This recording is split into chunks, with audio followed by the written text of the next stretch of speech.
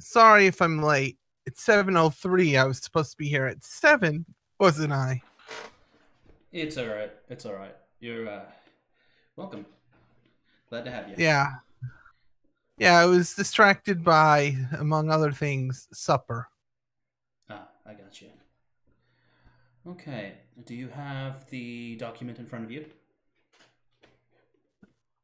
Yes, it's about to load. Yep. Okay. Alrighty. We shall begin here in just a minute. Uh, Do you want to take a moment to look it over before we start? Just so you I've know. looked it over several times. Oh, okay. So we're good then. all right. 1 second here.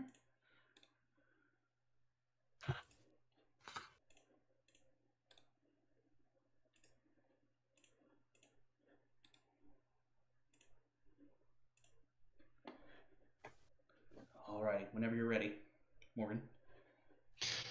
All right.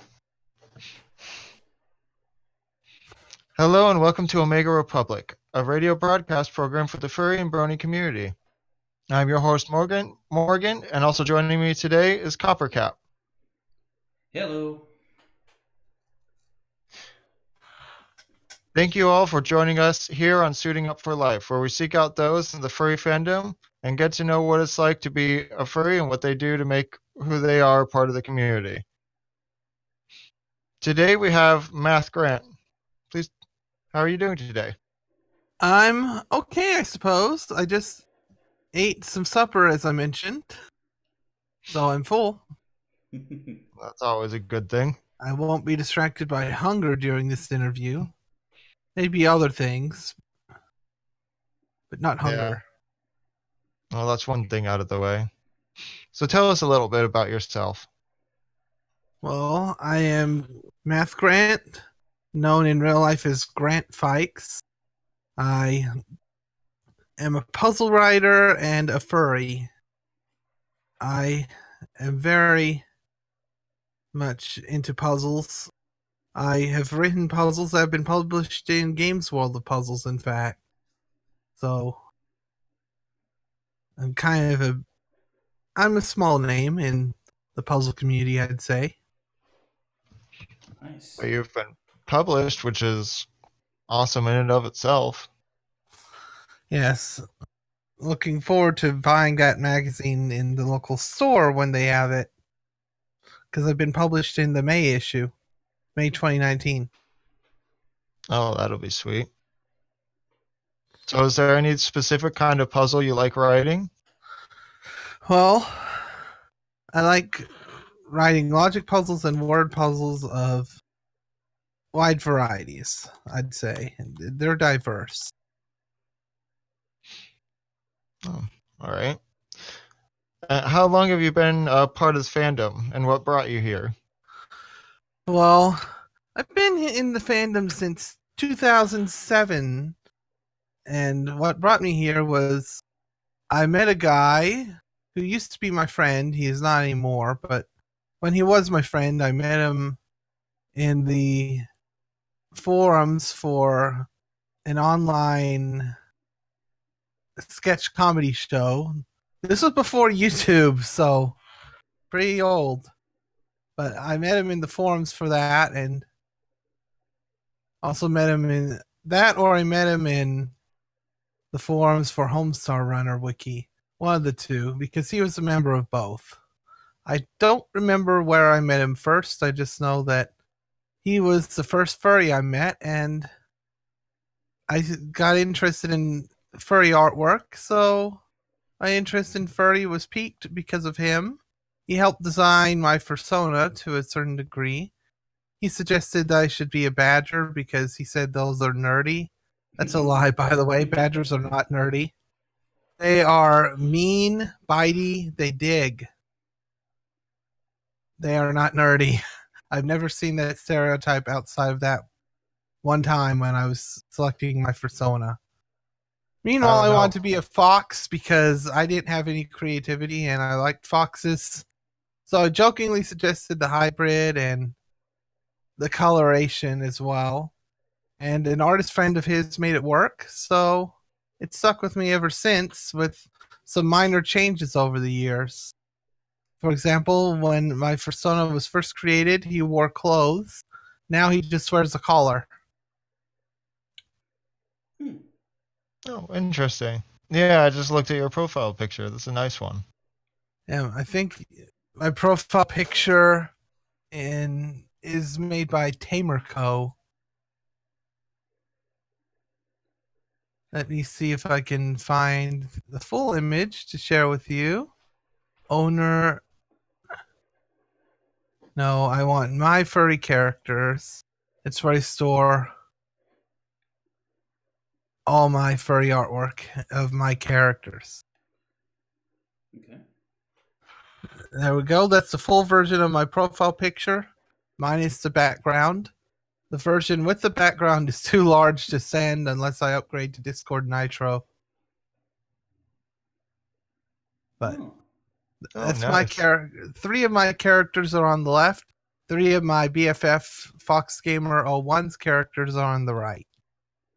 It's a jigsaw. I commissioned that artwork for a custom 2,000-piece jigsaw puzzle, which I completed after much work and now have hanging above my computer. Oh, wow. Oh, nice. To 2000. constantly remind me of my best friend. He's a good friend. I really like the whole cartoony kind of like style that it comes with that. Yeah, let me see if I can find the first picture ever of my persona. It's a little more maybe realistic. It's certainly not as cartoony as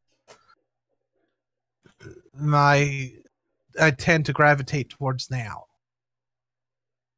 But this is what my persona looked like when he debuted. Notice he's a fox badger, so it's badgery markings on his face, albeit they're purple and cyan. But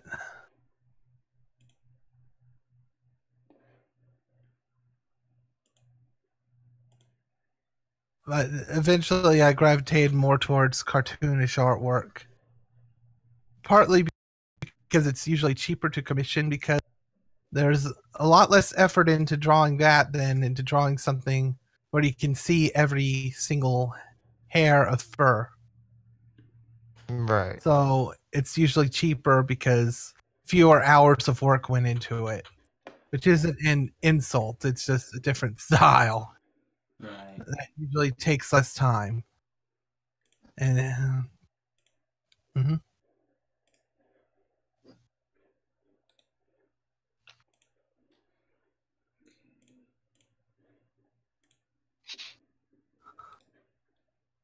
One second here. All right. The computer throwing a fit? No. I was just making sure that want to make sure the audience can see these images as well. Fair enough. Right. Got it. All right.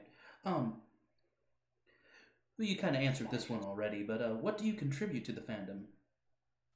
Well, although I write puzzles, I wouldn't say they're a contribution to the fandom. My main contribution to the fandom, I'd say, is paying other people to draw my characters, and also disseminating furry artwork on my private Discord server, sharing furry artwork with other furries. Those are my 2 main contributions to the fandom. Well, I mean, in a way, it's kind of like you of course your puzzles, and then I guess another way of me saying is like a My puzzles could be considered, although a lot of the people who solve my puzzles are normies, if you don't mind that term. I mean, not at all. I do have my furry character as a mascot of my blog, but where I post my puzzles, but for the most part it attracts normies, and I'm fine with that. But because he's just my mascot there. Right. I probably have a higher percentage of animal-related entries in my puzzles than some other people because of my furriness. It's not because those are better words. I just happen because I'm inclined towards them. I'm more likely to notice, hey, this animal-related word works. Well, I mean, being a furry enthusiast is just as good as being a contributor to the fandom as anything else. I mean, as long as you do what your part to just get out there and be who you are, you're supporting the fandom. Mm-hmm. It doesn't always have to be being an artist or being a suit or being a musician. It's what. Oh yeah, I do write music occasionally too, although I don't share it in any furry sections like Fur Affinity, so I'm hardly a furzician. But I could be considered one because, again, some of my song titles gravitate towards the furry, like Badger Cafe or Wistful Wolf. That is different. That was like the.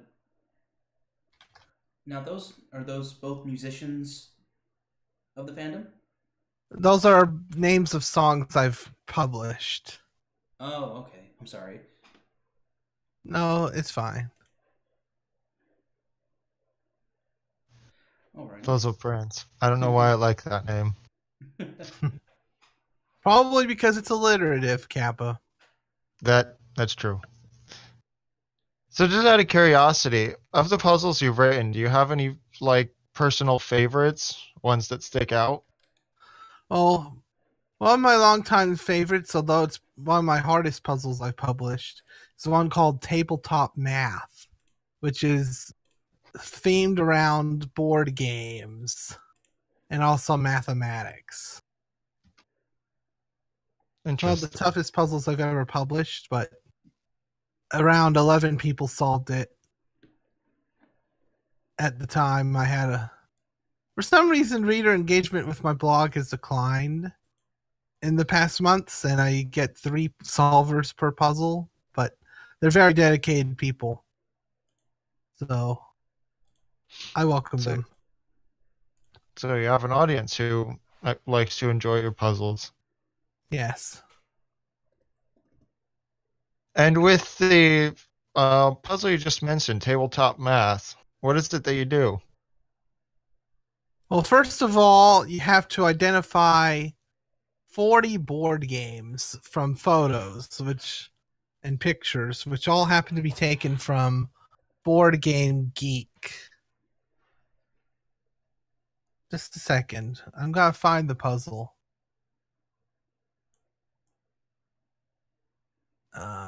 So I can look at it. Wait, I can just find the puzzle in my computer. I don't have to look for it. Okay. WW46. I happen to remember what number that puzzle is, so I can look it up faster. Okay. But there's a wide variety of images in the collage, and they represent the games in different ways. One of my favorites is a picture of Monopoly, but with instead of free parking, someone pasted over it $10 parking. But there's also a picture that says here 6 colors, 6 warriors, the mission, get to the other side, jump everyone in your way. And it's a fake movie poster for a Chinese checkers movie. So, and some of the board games in this collage are ones that only hobbyists will have heard of. Others are classic games that most people have heard of. It's just a wide variety of stuff, I'd say. But once you've identified the board games, you then have to deal with a messy, very scary looking equation in the bottom right corner. But it's basically the product of a bunch of things equals 0. Therefore, that means one of those things is 0. And once you figure out how to graph each of those things. With each of the pictures of a board game is a triplet of numbers. And it turns out the third number is a fraction where the denominator is the number of letters in the board game's name. So if you take the numerator and index that into the game, for example, with the Monopoly picture, the fraction is 7/8. Mm-hmm. So you take the seventh letter, which is L, and use the first two numbers, in this case 9.5, comma 1.5, and put an L at that position on a graph, the same graph where you graph the equation, and the end result is a word division problem where you have to. I think we might need a copy of these rules elsewhere to be able to By the view way, later. you're not given the rules in the puzzle. Oh, You have to figure all this out yourself. Oh, wow. So you just kind of list the pictures and people have to figure out where to go from there. Yes, all they get is the pictures and some flavor text. The flavor text says this. On International Tabletop Day, customers at the local game store divide into groups and talk in code. Or at least that's my interpretation of what's going on. Why couldn't it be something I'd understand, like International Math Day? Answer is a board game, but not one of the 40 depicted in the collage below. And they're given the collage and that text. And from there, they have to figure out everything you do. So it's kind of like a puzzle you'd find in the MIT Mystery Hunt, because it has no instructions. Now, a question. Are you allowed a notepad to take notes? You're allowed anything. You're allowed anything. But once you've mapped those letters and the equation, it looks like a word division problem where the letters each represent one of the 10 digits from 0 through 9. And if you substitute them correctly, you get a valid division problem. And when you decode it, the letters from 0 through 9 spell the final answer. Interesting. So, yeah, that's a lot. Yeah, that's one of my most complicated puzzles. But it's also one of my favorites because... And just to recap, what exactly would this puzzle be called? Does it have a title? The title is Tabletop Math. Tabletop Math. Okay. Interesting.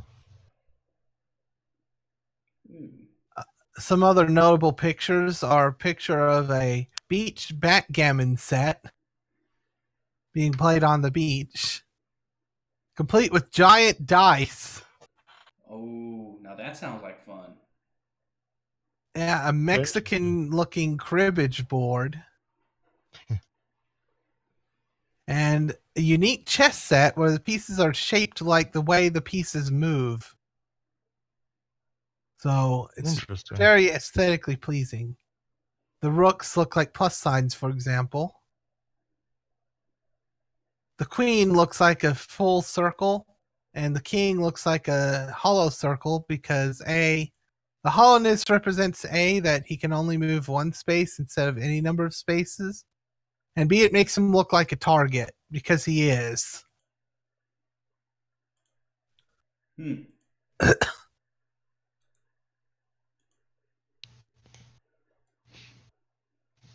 let's see.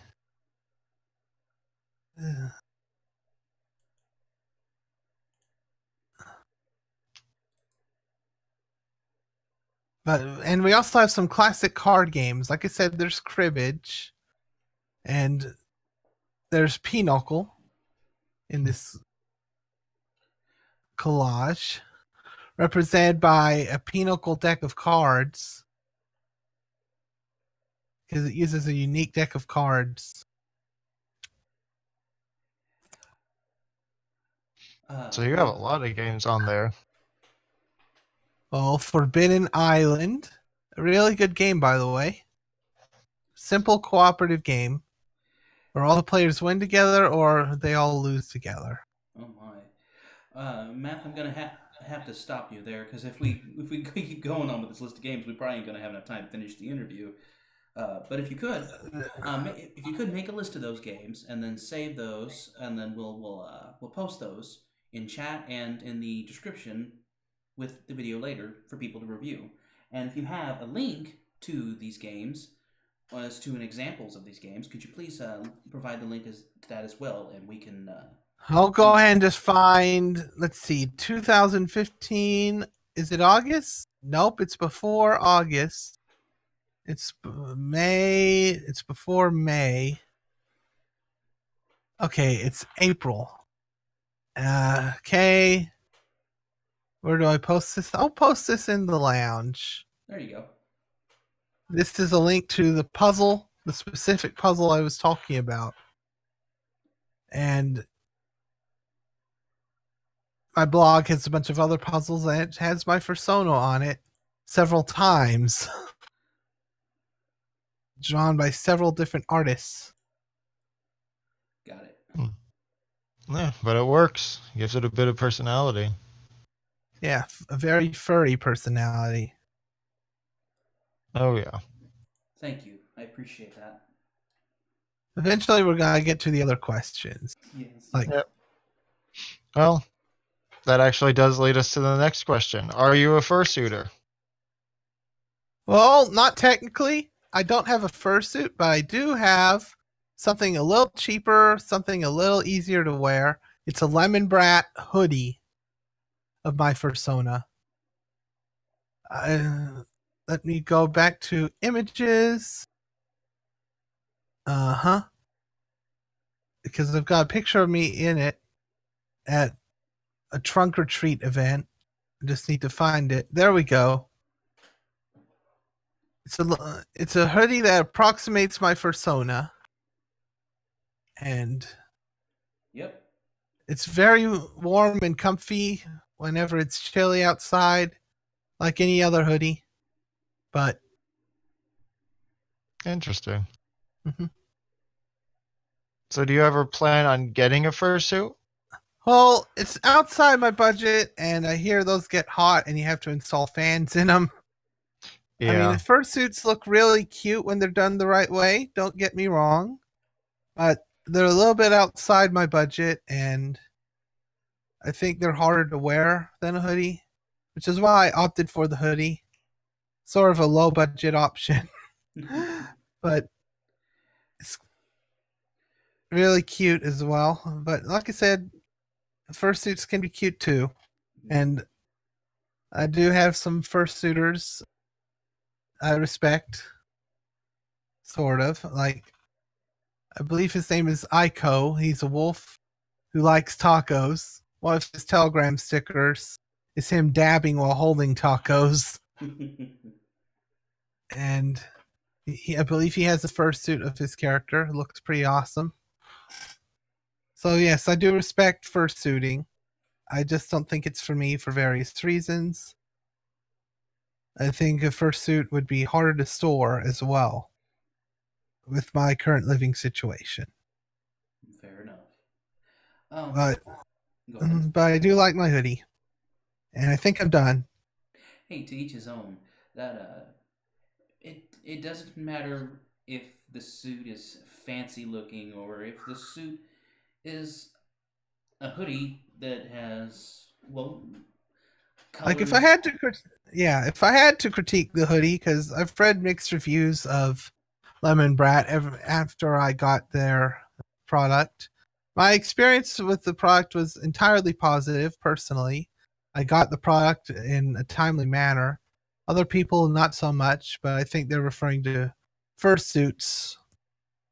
If I had to critique the hoodie, it would be something I never noticed for over a year. I just noticed it a couple of days ago.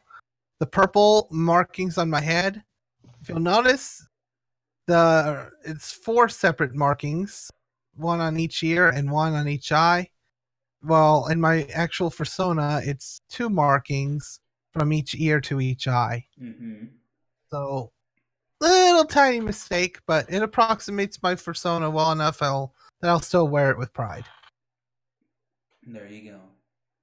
Especially at Halloween or on my birthday, or when I'm cold in my house. Fair enough. Based on your choice of animal or persona, do you feel it represents your personality, or do you want to be more like it emotionally? Well, I guess I'd like to be more like a badger than I am, because badgers have thick hide and they're impenetrable. Meanwhile, I suffer from suicidal depression and not so impenetrable. I have to take pills to remind me to not kill myself. But Mm. but that's a good thing to be taking them, because some people take pills for their heart. I have to take pills for my brain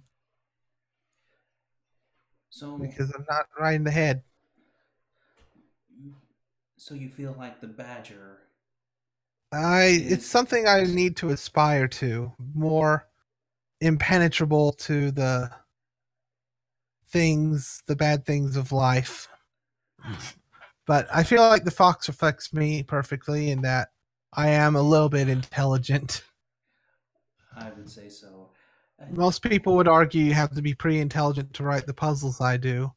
I don't think I use that much intelligence in writing them, but other people don't write them, so maybe I do. Yeah, puzzles are hard to write. It takes a lot of planning, especially that math one you mentioned. Yes. That was a lot of planning, a lot of searching Board Game Geek, and not just for the images, but for the games themselves. I was Right. lots of planning. Hmm. So to answer the question, the fox reflects who I am. The badger reflects who I want to be. Although that's not why I chose them, but I think it happens to work out that way.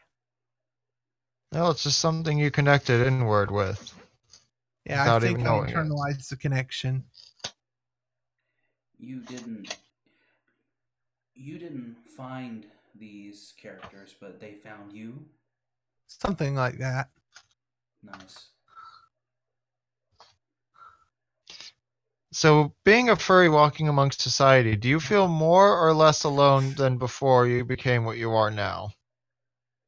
Well, I don't suppose I feel either more alone or less alone. I mean, the years since I became a furry, I've become part of a board gaming group, but that I would have found that group even if I weren't a furry. So Right. furry had nothing to do with it, but they also happen to know I'm a furry and they're fine with it for some reason. So whatever. Hmm. Well, it's actually really cool that they're fine with you being a furry. Yeah. Probably because I play board games. That's what they care about more. And that's nice to have in a board game group. Especially when you wear your lemon brat hoodie when it's cold and you look Right. like a creature. What region do you live in? Live in Texas. Ah. You know that state SpongeBob made fun of? Hey Patrick, what am I now? Oh, stupid. No, I'm Texas. What's the difference?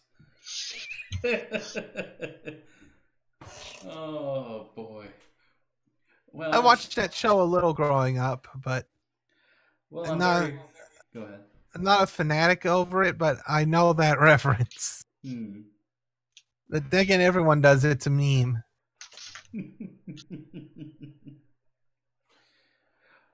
Very pleased to have a Texan here. Alrighty. I'm sorry. Uh, during your day today, since becoming part of the fandom, what are some of the things you've started doing differently in your life? Hmm. Let me think about that one.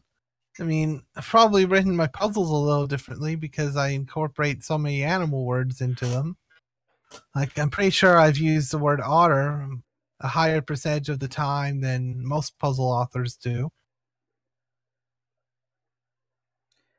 So, writing my puzzles a little differently. So there definitely is an animal influence then. Yep. If I'm incorporating words like otter into puzzles,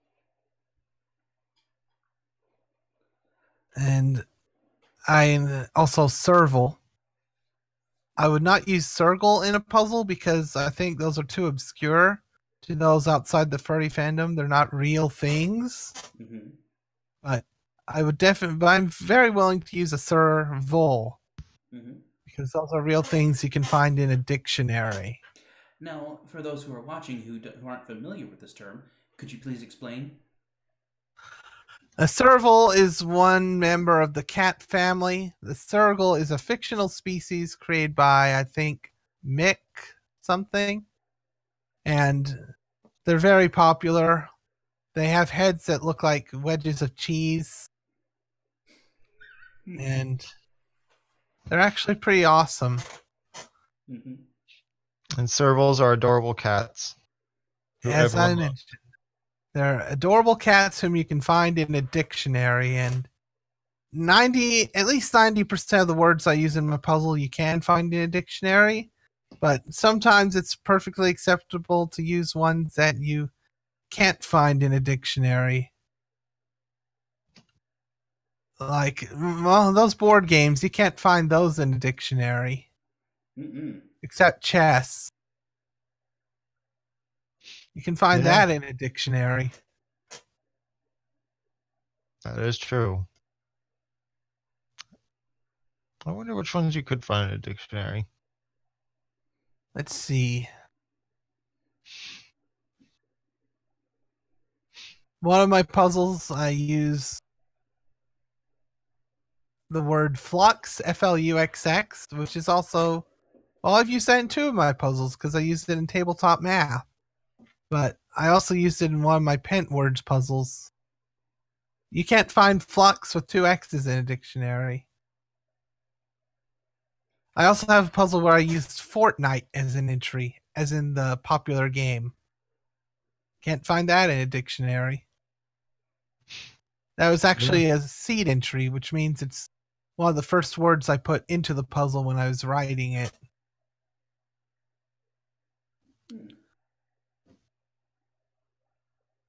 So usually some of the more, I guess, pop culture terms or games tend to not be in a dictionary just because they're too new.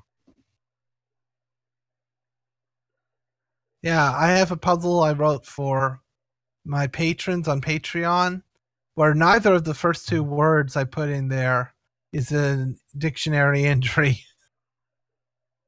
I won't say what they are because I don't want to spoil it in case my patrons are watching this. But because I haven't sent them the puzzle yet, I will in April. That's when they get it. Anyway, what else have I done differently? Well, I've downloaded a lot more furry artwork to my computer. That's for sure. I have my desktop rotating between random furry pictures in my furry folder every 3 minutes.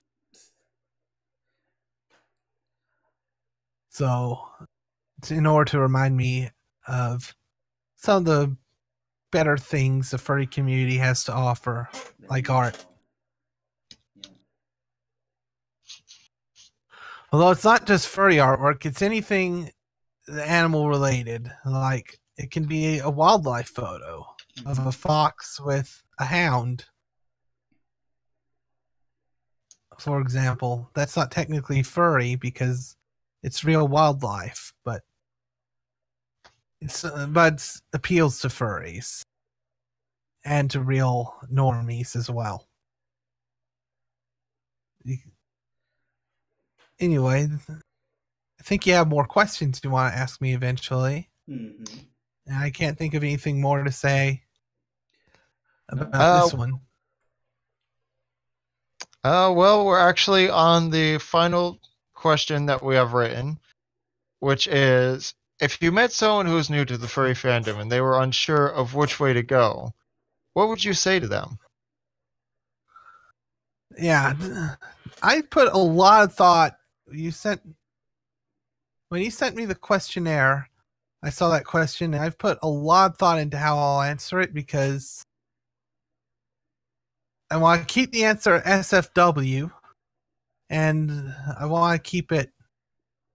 I want to try not to step on Coppercap's toes too much because I understand he claims to be a Christian. I'm a Christian too, but albeit rather begrudgingly these days. Basically, if I didn't believe that there was evidence for God and I didn't believe there was evidence for the resurrection of Jesus, I'd want nothing to do with Christianity because here's the thing, and I'll explain why this is relevant, don't worry. But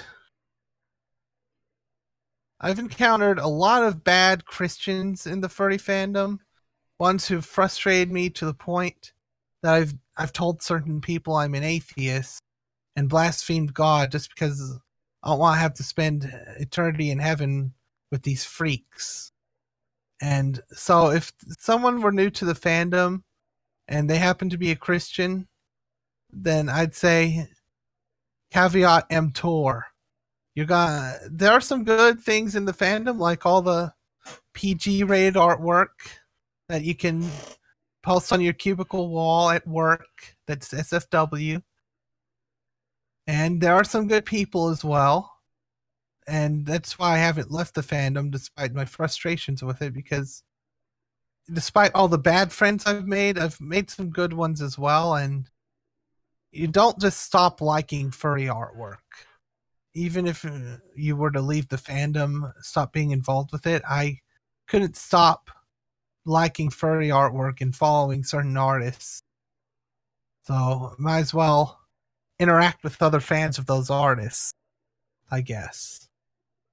Like I said, if you're a Christian and you're new to the furry fandom, as long as you don't go in there with the expectation that the Christians will behave like Christians, then you won't get disillusioned. You won't devote your life to Satanism or atheism out of spite. Your life will be good, and the furry fandom will be an asset to you. Because otherwise, you'll end up like me. And there are certain people on Twitter, on Reddit, that I've told I'm an atheist, and if they happen to be watching this, sorry, I lied. I'm a terrible person. You can probably post this entire interview on Fundy Say the Darndest Things, because that's what edgelord atheists do. They take anything a Christian says and laugh at it. But yeah, I won't say too much more than that, at least publicly. But I will say furry fandom can be good as long as you don't have too high of an expectation about it. And as a Christian, my expectations were way too high. Like the guy who introduced me to the fandom, he still claims to be a Christian, but I see little evidence for it. And as Christopher Hitchens said, what can be said without evidence can be dismissed without evidence. So I'm dismissing his claims at being a Christian. This is my candid answer to the question. I kind of don't like bringing my faith into it, but at the same time, it's just like a major part of my candid answer to the question. And to summarize my answer, if you're not a Christian, then enjoy furry artwork. If you are a Christian, enjoy furry artwork, but from a safe distance, because I don't want you to lose your soul like I have. I think that's the TLDR of it. I appreciate what you've just shared. Although hopefully I said that with a degree of tact and didn't hurt Coppercap's feelings too much, because no. he's a member of my server, and I do want to remain friends with him to a certain degree. I want to be able to share furry artwork with him. So that's why I put so much thought into how I could be tactful while being candid at the same time. But yeah. I understand that it is difficult to share such opinions sometimes because you never know how the other person will react. Sometimes you don't know what you've said until you've already said it. The opinions that you've just shared are just that, your opinions and your views on it. And it has not upset me in the least.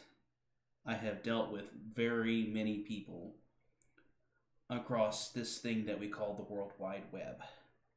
And even in reality, we face these challenges every single day. Whether we believe or whether we don't believe in a higher power is entirely up to us and what we choose to do and how we live our lives.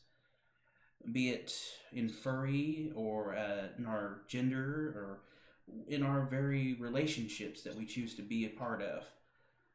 It's all based on every step that we've taken in life to be where we are right now.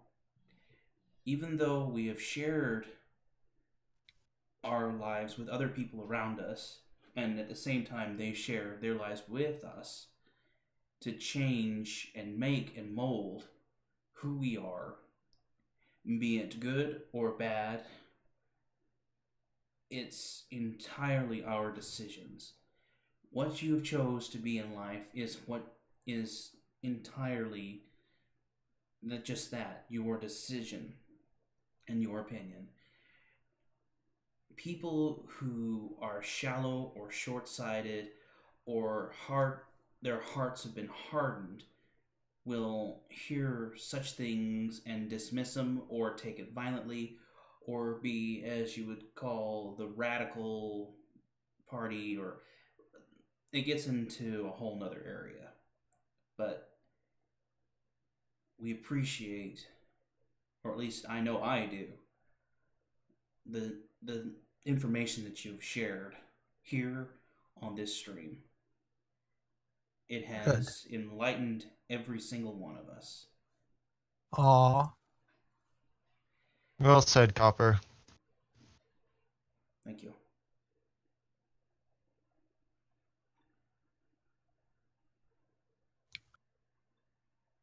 I'm done. Yeah. I've now officially come out of the closet as a Christian and not an atheist, so may as well state that once this interview's over, I'll probably take my pills and go to bed because got church tomorrow. Mm.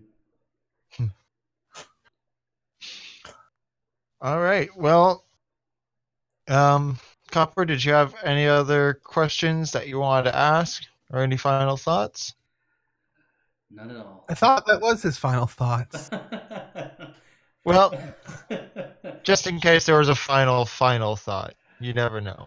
I believe I've spoken my piece. All right. And how about you, Grant? Any other thoughts? Well, on a lighter note, because let's see, it would be nice to end on a lighter note, just in case anyone has tuned out. Obviously, if they left the video, then they won't hear what I'm saying. But if they tuned out, I'll say Furry does have its fun elements, like really good artwork. And how about I end on a joke? Okay. Besides a bow and arrow, what is Cupid's favorite weapon? A paring knife. Oh. Yep. You're in the right crowd with those jokes. Good. All right. So now we've ended on a lighter note, and I can't think of anything else to say. I've said everything. I've given my dire warning, and I've given some humor. All right. Well, Copper, if Has there been any questions from the audience? No, nothing extra to be added. I think we're good. All right. Well, that was Matt Grant. We would like to thank him and you for joining us here on Suiting Up for Life, and we hope to see you next time here on the Omega Republic. Bye-bye, everyone. Bye.